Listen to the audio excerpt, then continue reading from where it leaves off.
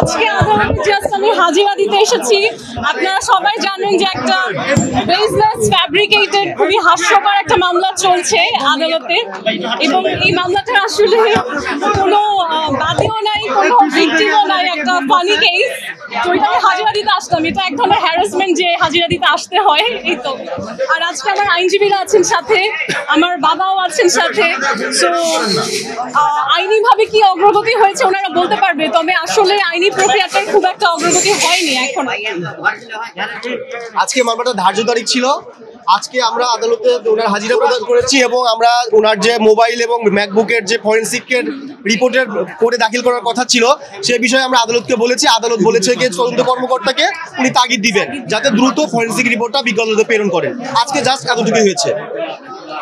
এবং একটা সবার মাঝে একটা ভুল ধারণা হয়েছিল যে আমার পাসওয়ার্ড তাদেরকে দেওয়া হয়েছে কিনা। আমার পাসওয়ার্ড তাদেরকে দেওয়া হয়েছে। ইনফ্যাক্ট আমার সাথে আমাদের সেই যে আমার আয়ো যে আমাকে ধন্যবাদ দিয়েছেন সেটার একটা কপি আমি আজকে সাথে করে নিয়ে এসেছি, যে আমার সব ধরনের সহযোগিতা ফরেনসিক ইনভেস্টিগেশন হয়েছে।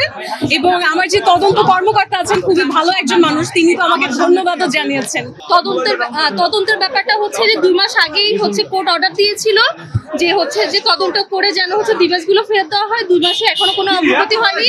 কোর্টকে আমরা জানিয়েছি যে হচ্ছে কোনো অগ্রগতির ব্যাপারে কোর্ট কোনো সিদ্ধান্ত নিয়েছে কিনা। সেক্ষেত্রে কোর্ট বলেছে পরবর্তী কোর্ট হচ্ছে যে আয়োকে এ বিষয়ে তাগিদ দিবে এবং হচ্ছে তদন্ত যেন অতি দ্রুত সম্পূর্ণ হয় সে বিষয়ে কোর্ট দেখবেন, আয়োগকে তাগিদ দিবেন। আমার মনে হয় যে পৃথিবীর সমস্ত মজলুম যারা আছে, আসলে যখন একটা মানুষকে মিথ্যা মামলা দিয়ে হয়রানি করা হয় সে তো মজলুমেই পরিণত হয়। তো পৃথিবীতে আসলে সব মজলুম এক কান্ডারিতেই পড়ে আমি বলে বিশ্বাস করি। জনসাধারণদের জন্য আমি বলবো যে দেখেন, রাষ্ট্রের কিছু রিসোর্স থাকে। আমার দেশের অসংখ্য মানুষ দেখা যায় একটা রেপ মামলা নিয়ে আসে কিন্তু সে কোনো সুবিচার খুঁজে পায় না, কিংবা কোনো একটা জায়গায় মানুষ দিন দুপুরে খুন হচ্ছে আমাদের দেশে। আমরা বিগত 14 মাসে দেখতে পাচ্ছি যে অনেক রকম অঘটন ঘটছে।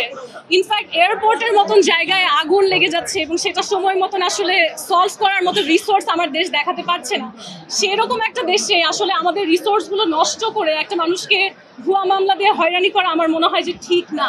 তাই আমি আমার দেশের যারা নাগরিক আছে তাদেরকে বলবো যে আপনারা আমাদের সংবিধানটা পড়ুন, নাগরিক হিসেবে নিজের অধিকারগুলো জানুন যাতে আপনাদেরকে কেউ হয়রানি করতে না পারে। সঠিক বিচার পাওয়ার সম্ভাবনা, তার থেকেও বড় কথা হচ্ছে সঠিক বিচার পেতেই হবে।